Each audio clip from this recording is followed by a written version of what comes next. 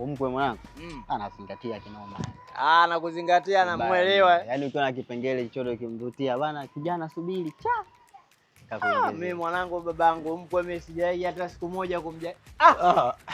Mkwe. Bwana. Vipi baba? Safi, shikamoo. Habari vipi? Salama. Asa mbona umepita hata kuja kunisalimia umekataa? Mkwe bwana, leo siko sawa, hata hivyo akili yangu leo haiko sawa. Kwa hapa naangalia ya mbele tu, ya nyuma hata si ya kumbuka. Pamoja na hayo, mimi wewe ni mwanangu, kila siku nakwambia, mimi mwenyewe ujue mko wako, mimi ujue kama Gaucho, mimi mwenyewe kama Gaucho kama Zidane. Kifuani hapa kidogo kamba. Hapa kufahamu fadha. Karibu sana. Huyu dogo bwana ana matatizo sana dogo rafiki yangu. Basi baba mkwe, tutaonana bwana hata nyumbani.